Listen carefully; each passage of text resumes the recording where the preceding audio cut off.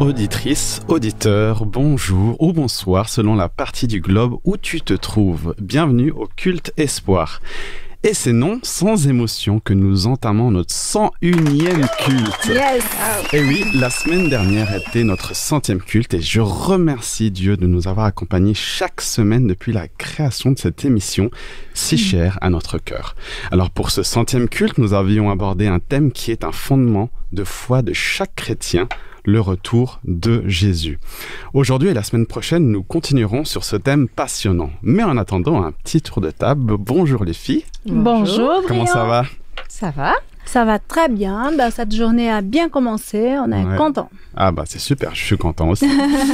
Et bonjour à notre invité qui nous initie à cette trilogie du retour de Jésus, Jérémy Moirot. Bonjour Jérémy. Bonjour Briand. Comment tu vas? Très bien. Alors, nous croyons que Jésus, le Fils de Dieu, va revenir nous chercher et nous conduire dans le royaume de Dieu. Ce qui, pour ma part, me motive, mais d'une de ses forces dans mon quotidien et donne du sens à ma vie. Alors, il n'y a pas seulement un Jésus qui est né dans une étable, pas seulement un Jésus qui a révolutionné l'histoire en seulement 33 ans de vie. Pour rappel, c'est bien un seul homme pour lequel l'histoire a décidé de marquer un repère avant et après Jésus-Christ, c'est dire. Il n'y a pas seulement le Jésus qui est mort sur une croix en acceptant de porter les péchés de l'humanité pour permettre à chacun d'entre nous de choisir la vie en abondance que Dieu nous donne. Il n'y a pas seulement le Jésus ressuscité qui est monté au ciel et qui a ouvert un accès direct à Dieu le Père. Nous pouvons maintenant directement avoir une relation avec lui. Mais il y a aussi ce Jésus glorieux qui a promis de revenir nous chercher et nous emmener avec lui dans le royaume des cieux pour l'éternité. N'est-ce pas magnifique? Quel programme. Jésus, tu avais abordé la première partie de cette trilogie autour de l'image du retour de Jésus.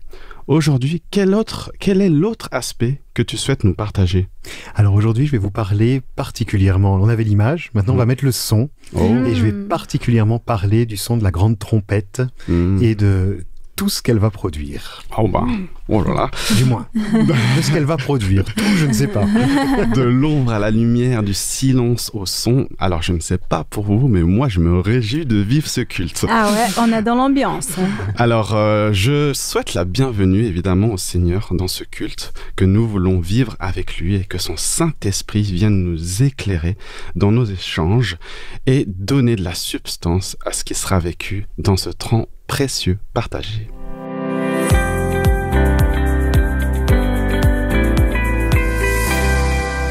Alors Mildred, nous voici dans la chronique Dieu dans ma semaine. Que voudrais-tu nous partager aujourd'hui? Et nous voici déjà au mois de septembre. Les activités annuelles coutumières ont repris leur rythme. Les enfants ont repris l'école, les universitaires leurs études. Toi et moi, le travail et les 1000 tâches du quotidien comme d'habitude. Mais j'ai quand même envie de parler de vacances. Ah, ça c'est cool. Ça vous tente? Carrément. Vous avez eu des vacances? Oui. Beaucoup, exactement. Un tout petit peu, pas Alors assez? Oui, 2 semaines et demie. Pas mal, 2 semaines. C'est pas mal. Alors, moi aussi, j'ai eu un petit peu de répit le mois passé. Voilà une période qui nous remplit de joie et des attentes. Avant les vacances, c'est souvent la course. Il y a beaucoup de préparation. On doit tout mettre à jour, que ce soit d'un point de vue professionnel ou privé. Ensuite, lorsqu'on va visiter la famille, on pense souvent à apporter quelques cadeaux. Et là aussi, c'est un peu stressant. Enfin, le jour du départ arrive. En ce qui me concerne, lors de mon dernier voyage, une fois arrivé à l'aéroport et que l'enregistrement de bagages a été fait, j'étais détendue. Je savais que le voyage serait long, environ 24 heures, mais j'étais contente. Ouais, 24 heures. Je me réjouissais de retrouver ma famille. Cela faisait presque 4 ans que je n'avais pas vu ma maman. Mes frères, mes cousins, mes cousines et plein d'autres personnes chères à mon cœur qui habitent de l'autre côté de l'océan. Après quelques aventures et un peu de turbulence, bien sûr, je suis enfin arrivée. C'était une grande joie. J'ai pu finalement revoir ma maman et la serrer dans mes bras. Nous avons discuté pendant longtemps. J'ai pu l'entendre, connaître ses difficultés et partager différents sujets. Il y a eu des hauts et des bas pendant mon séjour, mais globalement, tout s'est bien passé. Ce genre de retrouvailles m'a fait penser aux grandes retrouvailles que nous aurons tout bientôt, que nous aurons avec Jésus-Christ. Amen. Tu te rends compte, ça fait quand même un bail que Jésus est parti au ciel pour tout préparer et revenir nous chercher. Ça y est, visiblement, tout est prêt. Tout a été mis en place pour toi et pour moi. Il manque juste qu'on se retrouve avec Jésus. Notre Seigneur n'est pas encore là parce qu'il attend. Il attend que le maximum de personnes soient prêtes pour habiter avec lui.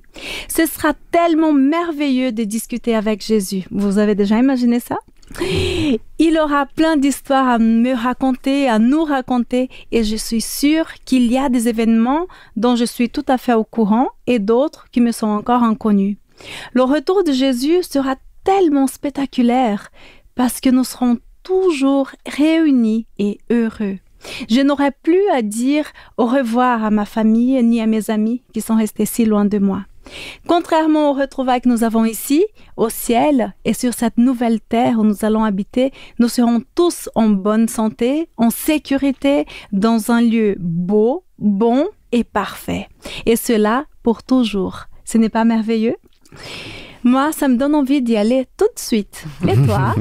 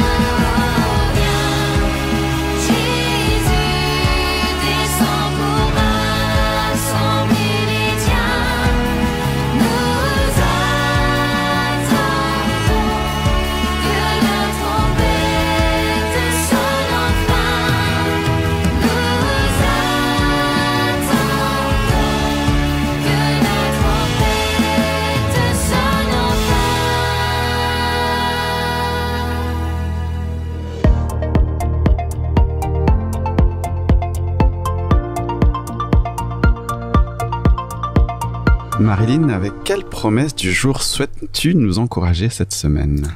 Eh bien, je vais aller dans une promesse qui rebondit un petit peu sur ton histoire, Mildred. Je ne sais pas si vous avez déjà eu l'occasion d'être attendu, que tout soit prêt spécialement pour toi, pour nous. C'est l'idée, et moi je trouve que l'idée elle est sympa.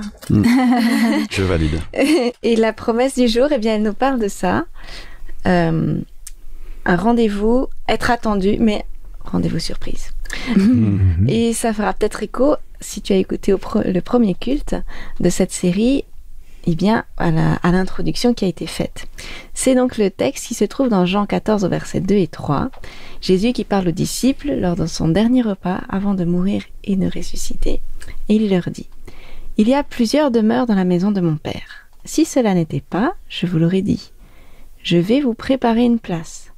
Et lorsque je m'en serai allé et que je vous aurai préparé une place, je reviendrai, je vous prendrai avec moi, afin que là où je suis, vous y soyez aussi. » Quelle promesse et quelle offre! Une place préparée pour être ensemble avec Jésus, trajet tout frais payé, et la promesse qui est vraie, même s'il faut attendre. Alors c'est fort. Hein.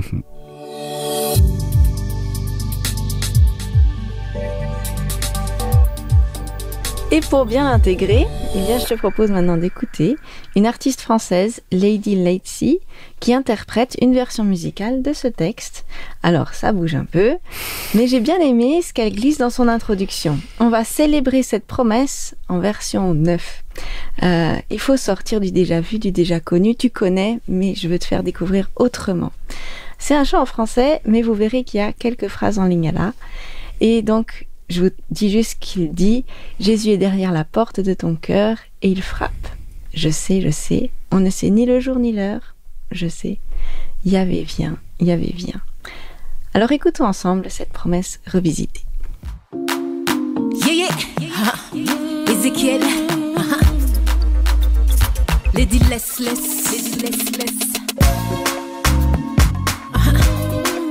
Jésus revient bientôt,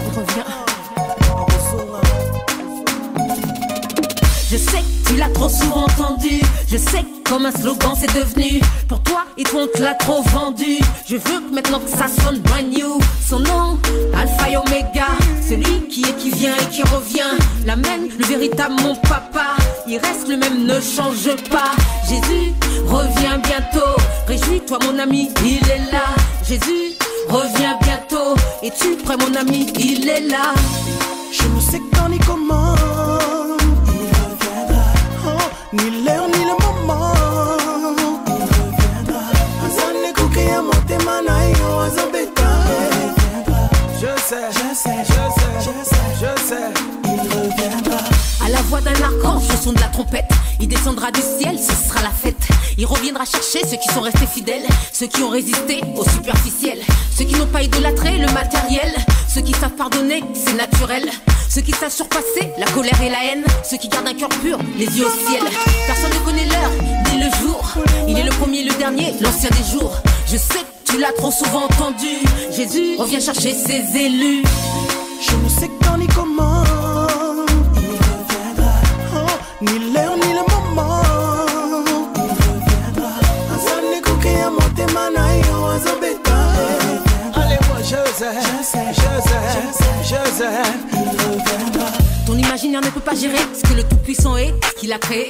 Tu es un être fini, lui, il est infini. Tu n'es pas un homme, il est la perfection. Il a tout formé, même ta réflexion. Il n'est pas celui que tu crois, ni celui que tu vois. Il est esprit et vie, ses voix ne sont pas nos voix. Il a créé le temps, mais en même temps, il est en dehors du temps. Je ne sais quand ni comment il reviendra. Ni l'heure ni le moment, il reviendra. Azane kuke ya motema na yo azobeta. Allez moi je sais, il reviendra.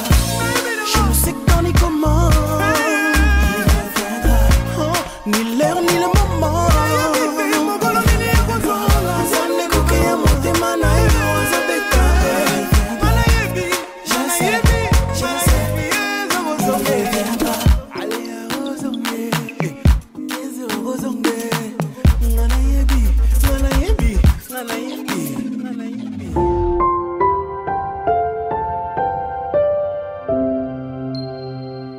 J'aime beaucoup les fêtes, les rencontres, tout le monde parle, on discute avec plein de gens, on rigole et parfois on pleure en même temps. La retrouvaille la plus grande de ta vie et de l'humanité sera le retour de Jésus. Un plaisir et un honneur pour moi d'être ici avec vous. C'est un sujet très délicat pour moi d'en parler. Mais j'espère que ça sera une bénédiction pour tout le monde qui entend, qui nous écoute aujourd'hui et que ça pourrait être enrichissant aussi. Donc, j'étais toute petite, pas toute petite, mais j'avais 14 ans. J'habitais dans une famille plutôt normale, avec une mère et un père qui travaillaient beaucoup, mais on était heureux. Et j'ai un frère aussi qui est plus grand que moi. Et moi j'avais 14 ans et mon frère avait 17 ans. Mon papa a souffert un accident de voiture. Il était en train d'arriver chez nous. C'était un vendredi soir et il travaillait trop et on pense qu'il a dormi au volant. Et après, donc ça, c'était une tragédie dans ma vie. Et je peux dire qu'après ça, ma vie a complètement changé. J'ai arrêté mes études. J'étais dépressive pendant 3 ans. Et c'était un très grand trauma pour moi. Et je sais que plusieurs de vous aussi qui m'entendent ont aussi passé pour des choses peut-être pareilles. Pas pareil parce que chaque souffrance est une souffrance unique et on peut pas la reproduire. Mais je sais qu'on va tous passer, on a passé pour des deuils, des énormes deuils. Moi, après ça aussi, j'ai perdu 6 personnes d'autres dans ma famille, un accident de voiture aussi. Donc, c'est des douleurs énormes que je prends avec moi. Mais c'est ça de mon papa, c'était les plus grands et c'est ce qui m'a plus marqué. Je voulais partager avec vous comment j'ai pu faire face à tout ça. Tout d'abord, quand j'étais dans les jours où j'ai pleuré énormément et que je ne savais où trouver les raisons de vivre, il y avait des jours que je voulais mourir vraiment et j'avais pas de raison de continuer de jouer, de continuer de vivre. Et je me rappelle que la seule chose qui venait dans ma tête, c'était l'espérance que j'allais en Jésus, dans le sacrifice de Jésus et sa résurrection pour rencontrer mon Père. Et même si je comprenais pas trop qu'est-ce que ça c'était à l'époque, mais moi je me raccrochais à ça. Je me rappelle d'un camping, d'un camp des jeunes de l'église. Nous sommes allés et qui les pasteurs, ces jours-là, je vais jamais oublier parce que ils parlaient du ciel et comme nous, on devrait avoir les désirs les plus grands de notre cœur, c'est de rencontrer Jésus. Et à ce moment-là, je me rappelle que ma souffrance était tellement grande que je me sentais mal parce que mon premier désir, c'était pas de voir mon père, c'était pas de voir Jésus, mais c'était de voir mon père plutôt. Et ces jours-là, j'ai pleuré énormément et je me sentais encore plus coupable. Et ça a aggravé les choses. Donc, en désespoir, je suis allée parler au pasteur ce jour-là. Et il était vraiment guidé par Dieu parce qu'il m'a conforté et il m'a dit que Dieu n'a pas voulu que ça arrive et que nous habitons dans un monde de souffrance et de douleurs et péchés, etc. Et que Dieu il avait donné mon père comme un cadeau et que lui, plus que personne comprend ma douleur et que lui, il m'aime tellement, il nous aime tellement, il comprend tellement notre douleur. Les personnes qui sont mortes ils vont ressurgir et on va les rencontrer avant qu'on rencontre Jésus pour que, en conséquence, les moments qu'on va nous rencontrer avec Jésus, ce sera notre seul désir. Lui, il sera notre seul désir. Et notre seul besoin, ce sera de rencontrer Jésus, parce que nous, on serait déjà remplis d'une façon pleine, des joies avec des personnes qu'on a aimées et qui seront, on était retrouvés. Et moi, j'ai trouvé ça tellement beau et personne ne m'avait jamais expliqué ça et ça m'a fait encore aimer Jésus d'une façon plus spéciale, de connaître son caractère. Aujourd'hui, je travaille avec des patients diabétiques amputés et il y a une citation de C.S. Lewis qui m'a beaucoup parlé dernièrement. Lui, il compare la mort d'un être cher comme une amputation d'un membre. Et lui, il dit que c'est comme si, en fait, c'est différent de comparer un patient qui est opéré d'un appendicite et un patient qui a été amputé d'un membre. C'est complètement différent. Un patient qui a été amputé d'un membre, il peut pas, ou il meurt, ou ça cicatrise, et après, il a pendant plusieurs années des douleurs, et après, toute sa vie, ça sera différent parce que il doit s'habituer à s'asseoir, à s'habiller, à se relever, et tout, ça sera différent, même des petites tâches de tous les jours, ça sera pas pareil. Et en gros, ce qu'il dit, c'est que nous, on sera jamais pareil après une perte d'un être aimé, et on peut apprendre à vivre avec, on peut apprendre peut-être à marcher avec des béquilles. Et je pense que c'est ça que je me retrouve maintenant. Je vais apprendre à marcher avec des béquilles. Moi, aujourd'hui, je vois Christ plutôt comme un restaurateur, plus qu'un créateur. Dieu, il aime restaurer parce qu'il nous aime déjà. Il aime ses créatures. Donc, son désir, c'est de nous rencontrer et de nous combler et de nous remplir de joie. Et il a beaucoup plus de plaisir de restaurer que de créer qu'il a eu pendant la création. Le ciel sera un endroit de récréation, de restauration, où nous allons être complets, où nous allons être comblés. Et Dieu va guérir toutes les parties qui manquent, et il va guérir notre cœur, et ça va être un endroit de rencontres magnifique. Et j'ai hâte de rencontrer mon Père, et je loue le Seigneur aujourd'hui parce qu'il est mon restaurateur, il est restaurateur des familles, le restaurateur de la santé, le restaurateur de ma vie. Et je loue le Seigneur pour ça aujourd'hui, et j'espère que vous pouvez aussi trouver un confort dans sa parole et dans cet espoir qu'on a en Jésus et dans la résurrection.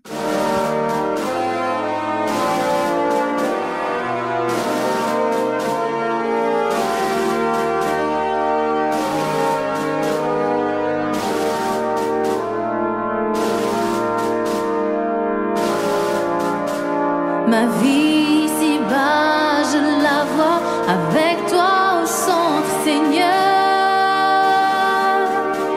Je ne pourrai plus jamais imaginer celle-ci sans toi. Ma vie si bas, je la vois avec toi au centre, Seigneur. Comme un témoin de foi chaque jour j'avance avec toi. Hosanna, alléluia, gloire à toi. Hosanna, alléluia, gloire au roi. Tu descendras du ciel, nous prendras avec toi. Tu reviendras tout comme tu l'as promis. Ma vie si bas, je la vois avec toi au centre, Seigneur. Je ne pourrai plus jamais imaginer celle-ci sans toi. Ma vie si bas, je la vois avec toi au centre, Seigneur. Comme un témoin deux fois chaque jour j'avance avec toi. Hosanna, alléluia, gloire à toi.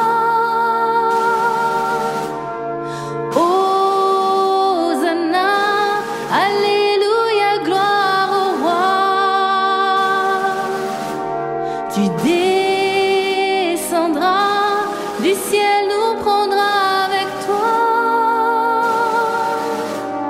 Tu reviendras tout comme tu l'as promis. Ma vie si bas, je la vois avec toi au centre, Seigneur. Je ne pourrai plus jamais imaginer celle-ci sans toi. Ma vie si bas, je la vois avec toi au centre, Seigneur. Comme un témoin deux fois chaque jour j'avance avec toi.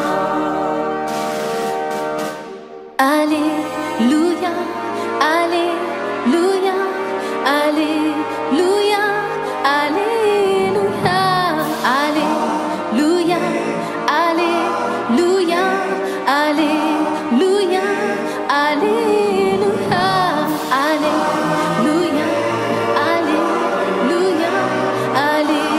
alléluia, alléluia,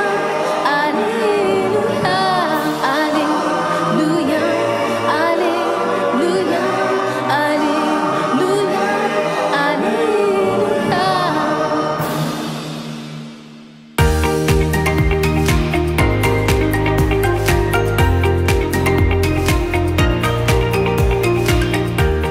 Et voilà, avec cette chanson Ma vie ici-bas de Cynthia, on est vraiment dans l'ambiance, n'est-ce pas? L'ambiance du retour de Jésus et ça fait rêver. On s'était dit que ce serait sympa d'aller à la rencontre de quelques chrétiens pour savoir comment ils imaginent le retour de Jésus en son. Voulez-vous savoir ce qui a été dit? C'est clair. Ah, alors découvrons ensemble ce qu'ils ont à nous raconter. Comment tu imagines le retour de Jésus en son? C'est comme avec les éclairs, il y aura une sorte de tonnerre. Ce sera quelque chose où on se sentira tout petit. Ce sera comme lors d'un énorme orage, où ça tonne, où Jésus revient. J'imagine un grand bruit très, très énorme. Tu imaginez le son des trompettes, de tous les anges en même temps glorifier Dieu. C'est une chose merveilleuse, énorme. Comment tu imagines le retour de Jésus en son?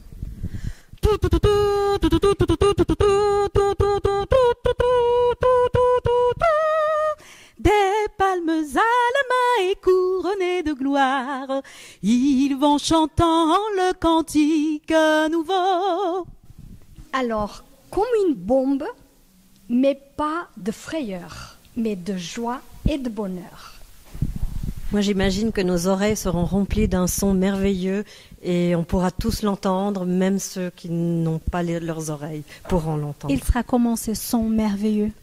Il sera plein de musique, ça sera un son joyeux, un son fort, un son sûr, un son rassurant, un son qui va nous dire qu'il sera là et que c'est lui. Comment tu imagines le retour de Jésus en son? Alors ce sera un son merveilleux, puissant. Je ne sais pas comment ça sera, mais je saurai que c'est merveilleux. Et peut-être aussi la trompette, je vois des trompettes et j'entends des trompettes. Et peut-être quelque chose de doux aussi et qui nous remplit pleinement. Et on saura que c'est Jésus. J'imagine vraiment le son des trompettes, vraiment, comme je disais, vraiment avec beaucoup de musique. Mais ça sera tout doucement et après plus fort, et ça ne nous gênera pas comme la musique d'aujourd'hui. J'imagine un son éclatant, une cohorte de milliers de milliards d'anges formant une chorale avec une polyphonie et une harmonie inimaginable. Alors j'imagine un son fort, puissant, mais rassurant qui m'apporte de la paix.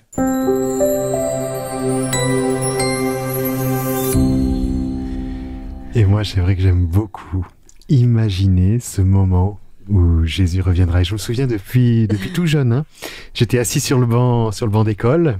J'ai bien ce flash-là, je vais avoir 12 ans. Et je me disais, et si Jésus revient maintenant? Ouais. Et j'imaginais ça, je regardais par la fenêtre, il y a à peine le ciel.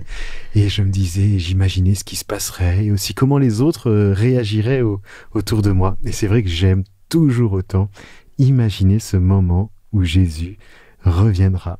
Alors la semaine dernière, je vous ai parlé de la lumière de son retour. On fait juste des toutes petites touches. Et là, je voudrais vous parler de ce que nous allons entendre. Alors, et vous parlez de la trompette particulièrement. La trompette, dans la Bible, en fait, le mot littéral qui est utilisé pour cela, c'est le mot corne. Okay. Une corne de bélier. Après, on a la trompette, on imagine l'instrument, etc. Mais à l'époque, ils entendaient tout simplement le mot corne. Et on nous parle rarement de trompettes construites de main d'homme. Il y en a juste, on parle des 2 trompettes d'argent, effectivement, qui ont été construites à un moment donné. Mais sinon, la plupart du temps, c'est cette corne d'animal. Alors, et quand on souffle dans cette corne, c'est pas une super mélodie comme les trompettes qu'on a aujourd'hui. C'est un son, c'est une sirène, une belle sirène, hein, mais c'est une sirène qui avertit de très très très très loin, qu'on entend très loin. Et je voudrais, pour aller un petit peu plus loin, vous proposer un petit quiz. Et vous poser 3 questions. Bon, vous êtes prêts? Ça fait peur. Nous sommes prêts. Première question. Selon vous, à quoi servait la trompette dans la Bible? À rassembler les gens. À rassembler. Avertir. À avertir. Ah oui, c'est en danger, effectivement. Oui. Est-ce que c'était peut-être utilisé pour les batailles, peut-être? Dans les combats, effectivement. Oui, tout à fait. Et c'est vrai que dans les combats, ils pouvaient la trompette proclamait la victoire, souvent. Aussi. Le rassemblement, également. Et on avait aussi la trompette pour instaurer un roi, parfois aussi. Ouais. Deuxième question. Quels sont les récits bibliques qui vous viennent à l'esprit quand je parle de trompette? Jéricho. Ah oui, c'était ma réponse. Je l'avais. Oui, ça c'est incontournable. Jéricho, effectivement, quand ils sont entrés dans la terre promise, et la première ville qu'ils ont conquise, en fait, ils n'ont pas eu besoin de sortir les armes au départ. Ils ont simplement tourné autour de la ville, fait résonner le son de la trompette, et toutes les murailles se sont écroulées. Et la symbolique qu'il y a là derrière, c'est que c'est Dieu qui a combattu à leur place. Ouais, une histoire très forte, quand même, dans la Bible. Oui. Est-ce qu'il y a d'autres exemples qui vous viennent? Est-ce que quand ils ont traversé le Jourdain, devant l'arche, il y avait les trompettes? Alors, devant l'arche, on a les trompettes devant l'arche à l'époque de David et à l'époque de Salomon. Quand l'arche est entrée dans Jérusalem, qui devenait la capitale, finalement la ville du roi David, quand l'arche est entrée, c'était un événement tellement important qu'il a voulu rassembler le peuple autour de cela et faire sonner cette trompette pour dire il se passe quelque chose d'essentiel maintenant, effectivement. Et la même chose quand Salomon a inauguré le temple, également, le son des trompettes pour l'entrée de l'arche dans le temple. Il y a d'autres récits qui vous viennent à l'esprit, peut-être? Il y a les trompettes de l'Apocalypse. Tout à fait. Donc là, les trompettes qui sont là pour avertir qu'il y a un message très important qui doit être annoncé, qui doit être proclamé également dans l'Apocalypse. Et c'est vrai qu'on a plein de récits finalement où il y a les trompettes. On parlait tout à l'heure de la trompette pour avertir d'un danger. Je sais pas, à l'époque de Néhémie, pendant qu'ils étaient en train de reconstruire la muraille de Jérusalem, ils travaillaient, ils devaient avoir la trompette avec eux au cas où il y a un danger. Comme ça, ils pouvaient construire toute la muraille tout le tour, ils pouvaient se disperser, et s'il y avait un danger, quelqu'un sonnait de la trompette et on se rassemblait tous autour de lui. Donc effectivement, la trompette qui rassemble. Mais la première fois qu'on parle de trompette dans la Bible, c'est à l'époque de Moïse, sur le mont Sinaï, où on dit que quand Dieu est en train de parler à Moïse, c'est comme le son d'une trompette qui est là, et une trompette qui sonne de plus en plus fort. Je souriais dans le témoignage tout à l'heure, de plus en plus fort. Et donc voilà, les trompettes servaient à instituer des rois, les trompettes servaient à annoncer les fêtes religieuses, donc pour rassembler le peuple et vivre ce moment de fête, ce moment de culte, ce moment d'adoration. Et il y a un élément que j'ai découvert en préparant ce message, c'est que quand on parle du jubilé dans la Bible, en fait, le mot littéral qu'il y a derrière le mot jubilé, c'est la corne. La trompette. D'accord. Okay. Parce qu'effectivement, dans l'année du jubilé, qui était l'année finalement de la libération, l'année où les esclaves étaient libres, où les propriétaires pouvaient retrouver leur champ s'ils l'avaient perdu, l'année, donc voilà, la libération des sols aussi. Toute la nature était au repos pendant une année. On ne cultivait pas sur les sols, il fallait vivre sur les réserves des années précédentes. Et donc pendant cette année de libération, finalement, est l'année de la trompette, puisque jubilé veut dire trompette. C'est intéressant. Et quand on parcourt tous les prophètes, alors souvent les prophètes parlent de la trompette qui retentit, et c'est pour annoncer, pour dire qu'il y a un message très important qui doit être annoncé. Donc pour attirer l'attention. Pour attirer l'attention, tout à fait. Quand Dieu a envie de crier un message, de le dire fort, eh bien, il utilise la trompette. Et je pense notamment à cette prophétie de Joël 2 où finalement, il fait sonner de la trompette pour appeler le peuple au réveil. Alors voilà quelques exemples. La troisième question, je vous avais dit qu'il y en avait 3. Vous l'attendiez. Je croyais que j'avais oublié. La troisième question, c'est qu'est-ce qui accompagne généralement le son de la trompette? Est-ce que vous avez une idée? Moi, je dirais... Un silence, toi, tu dirais? Ouais. Et toi, tu disais? Instinctivement, je dirais des tambours. Mais, un autre instrument. Ok. Ouais, moi, je dirais soit un grand silence... ou encore du mouvement, quoi. Genre, je sonne, pour rassembler, les gens tout de suite réagissent. Je sais pas. Alors, généralement, c'est pas le silence, c'est tout le contraire. Ah ouais, voilà. C'est le bruit. C'est un cri. Très souvent, les sons, quand la trompette retentit, il y a des cris qui sont en même temps. Je pense à l'arche qui rentre dans Jérusalem, où le peuple est en train de crier. Je pense à quand on est en train de poser les fondements du temple à l'époque d'Esdras, où il y a les trompettes qui sonnent là et le peuple qui se met à crier aussi. Et généralement, quand il y a un message important, c'est un message qui était dit très fort pour que tous puissent l'entendre, et il y a des cris qui accompagnent la plupart du temps le son de la trompette. Ok, je vais plus oublier. Alors pourquoi est-ce que je vous parle de tout cela?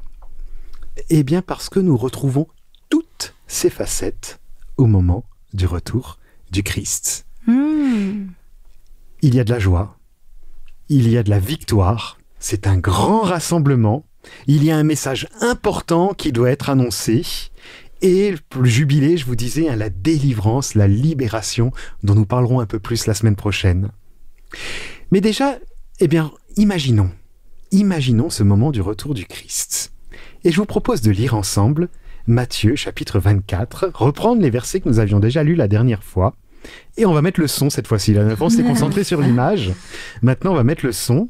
Il nous est dit aussitôt, après ces jours de détresse, le soleil s'obscurcira, la lune ne donnera plus sa clarté, les étoiles tomberont du ciel, et les puissances des cieux seront ébranlées. Alors le Fils de l'homme paraîtra dans le ciel. Toutes les tribus de la terre se lamenteront, et elles verront le Fils de l'homme venant sur les nuées du ciel avec beaucoup de puissance et de gloire. Il enverra ses anges avec une grande trompette. Donc là, il envoie ses anges et il y a une grande trompette qui retentit. Et qu'est-ce qui se passe au moment où la trompette retentit? L'élément qu'on a dans ce texte, c'est le rassemblement. Et ils rassembleront des 4 vents ceux qu'il a choisis. Donc là, cela me fait penser, déjà on parle de puissance et de gloire, et ça me fait penser à l'époque de Moïse, sur le Sinaï. La trompette qui retentit et qui montre toute la puissance et la gloire de Dieu. Il y a la grande trompette, on nous dit là, la grande trompette. Donc imaginez cet instrument qui résonne et qui s'entend sur les 4 coins de la terre, qui s'entend sur toute la terre. Ce sera un son puissant. Un son puissant, et la force de ce son sera de rassembler. Parce que nous tous, les enfants de Dieu, son peuple, nous saurons ce que c'est.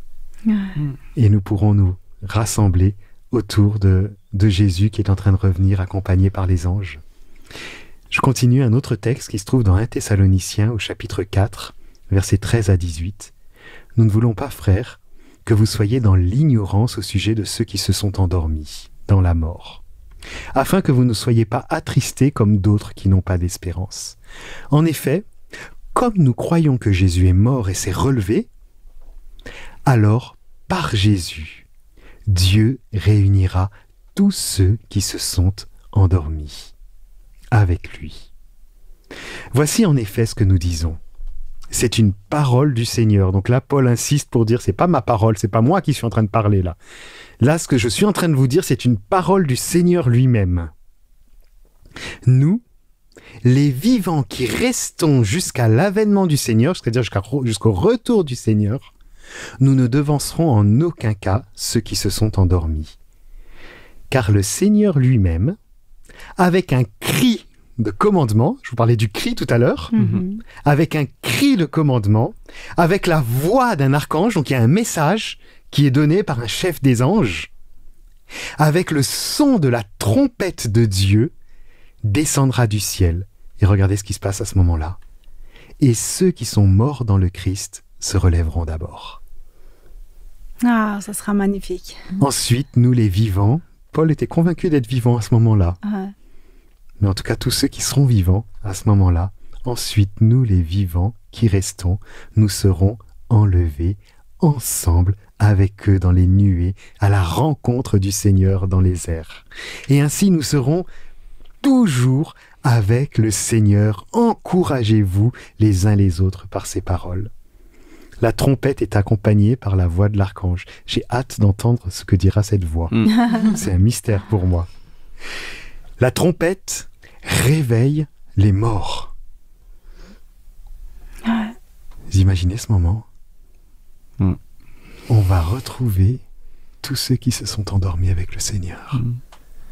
Alors moi, je ne peux pas m'empêcher de penser à des proches, là. Tout à fait. Et on va pouvoir se réjouir ensemble.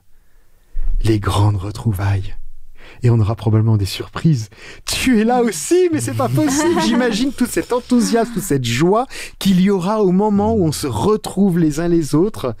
Et ce que ce texte dit, c'est que de nous encourager par ces paroles. Que ce soit des paroles d'encouragement. Et regardez ce que dit 1 Corinthiens, chapitre 15, verset 50 et suivant. Ce que je dis, mes frères, c'est que la chair et le sang peuvent hériter le royaume de Dieu, et que le périssable n'hérite pas. Pardon, ce que je dis, mes frères, c'est que la chair et le sang ne peuvent hériter le royaume de Dieu, et que le périssable n'hérite pas l'impérissable. On en parlera la semaine prochaine de cela aussi. Je vais vous dire un mystère. Nous ne nous endormirons pas tous, mais tous nous serons changés en un instant, en un clin d'œil à la dernière trompette. Car elle sonnera et les morts se réveilleront impérissables et nous serons changés. Il faut en effet que le périssable revête l'impérissable, que le mortel revête l'immortel. Lorsque le périssable aura revêtu l'impérissable, que le mortel aura revêtu l'immortalité, alors ce sera accomplie la parole qui est écrite.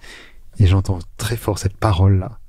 La mort a été engloutie dans la victoire. Voilà la trompette de la victoire. La mort a été engloutie dans la victoire. Mort, où est ta victoire?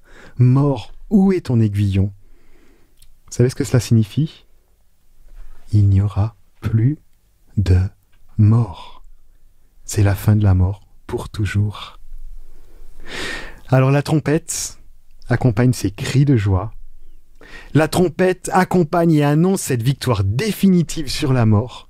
La trompette annonce le grand rassemblement final où nous nous retrouverons tous ensemble pour monter à la rencontre de Jésus.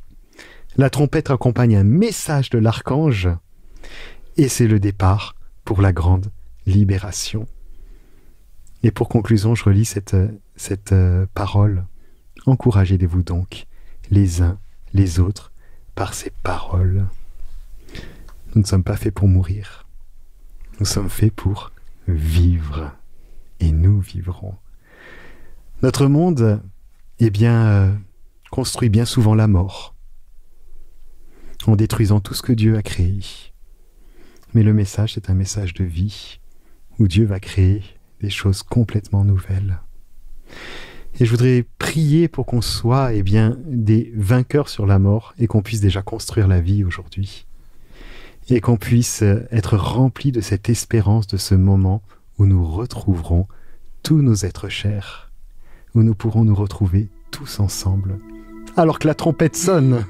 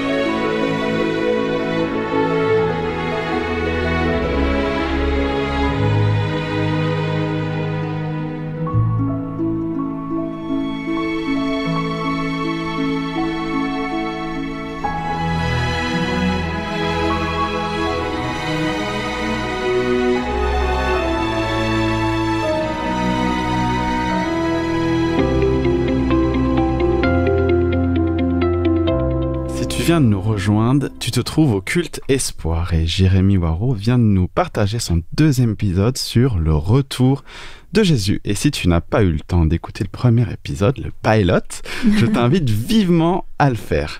Alors dans cette chronique Dieu dans les arts, j'aimerais te partager le court témoignage de Judith Schnegg qui est à l'origine du chant Maranatha qui veut dire Seigneur viens. Alors ce court témoignage précédera le chant en question et si tu veux lire les paroles, elles se trouvent dans le recueil de chants Jeunesse en mission numéro 790 ou alors 790 ou alors tu peux tout simplement le retrouver sur internet. J'aimerais vous présenter le chant Maranatha, le 790 dans les Gems.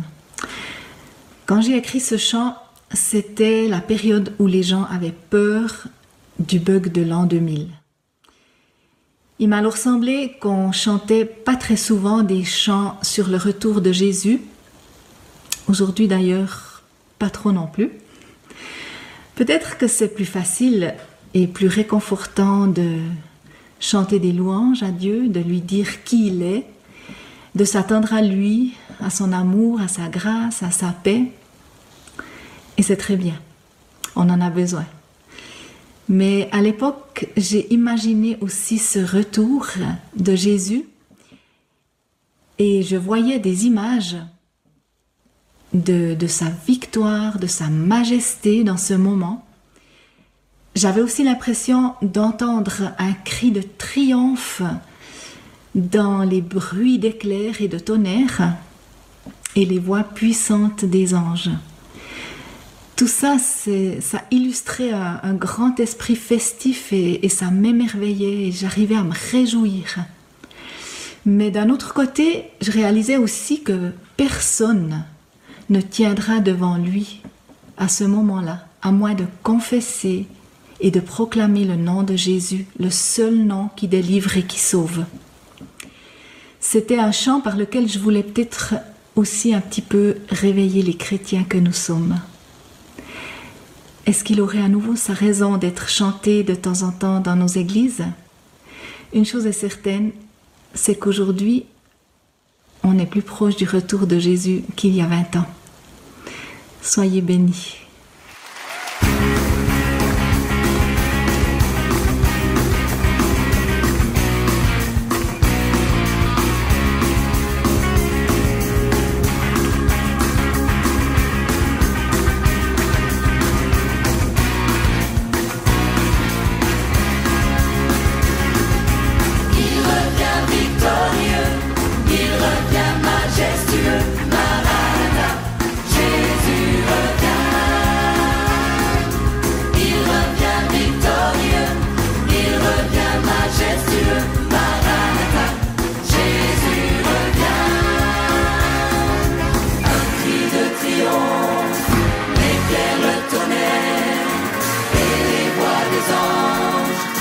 Devant le trône de Dieu, un cri de triomphe,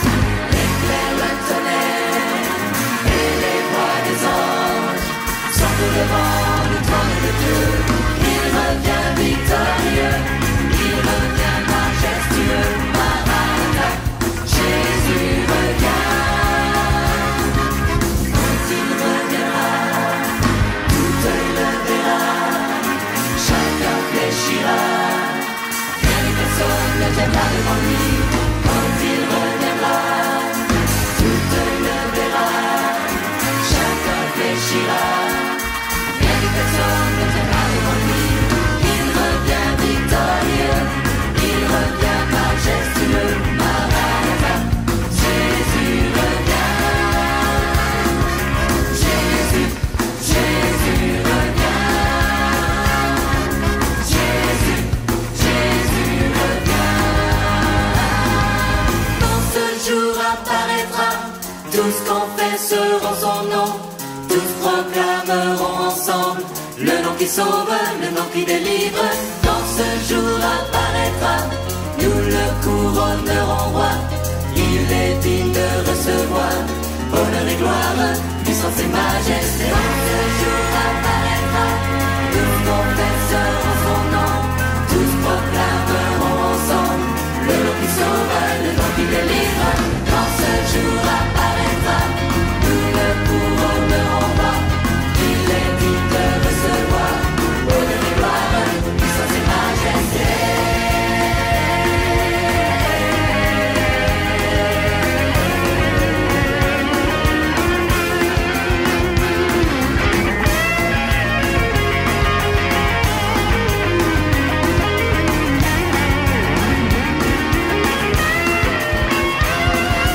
Tu reviens victorieux, tu reviens majestueux. Maranatha, Jésus revient. Tu reviens victorieux, tu reviens majestueux. Maranatha, Jésus revient. Jésus, Jésus revient. Jésus, Jésus revient. Jésus, Jésus revient.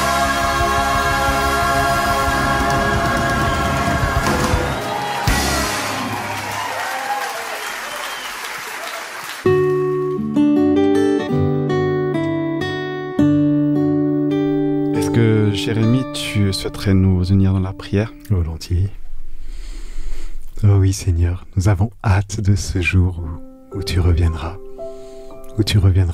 nous chercher. Nous avons hâte de ce jour où la mort ne sera plus. Nous avons hâte de retrouver tous ceux que nous aimons. Nous avons hâte de nous retrouver auprès de toi.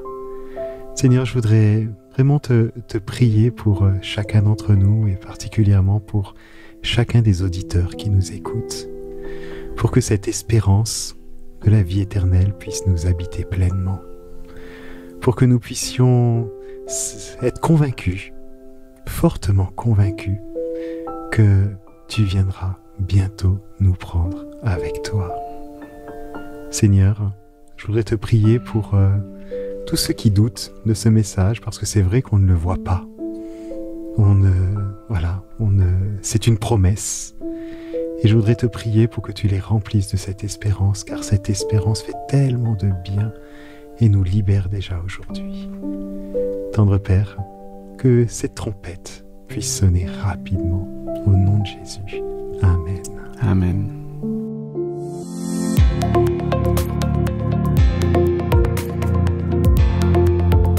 Alors Marine, que nous as-tu concocté pour l'action de la semaine?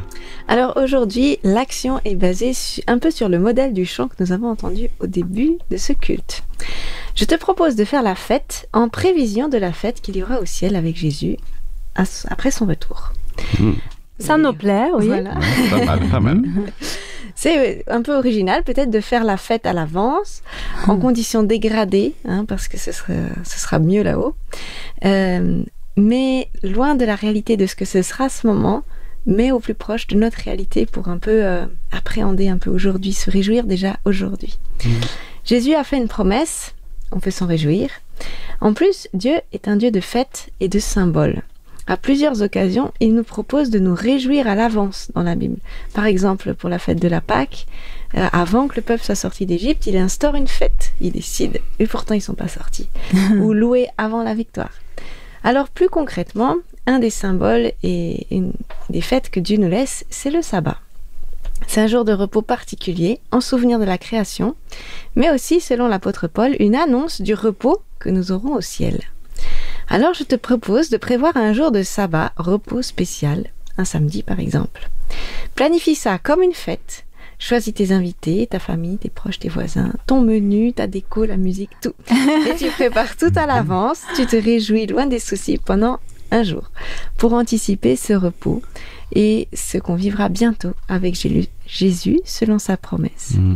Tu peux même le vivre comme pendant 24 heures de fête, si tu veux t'inspirer du temps du repos de sabbat qui est vécu du vendredi soir au samedi soir par plusieurs chrétiens et aussi nos frères juifs. Oh là là, je sais pas pour vous, mais j'aime vraiment bien le concept. Hein. Mais ouais, du coup, donc on fait une fête pour fêter le retour de Jésus bientôt.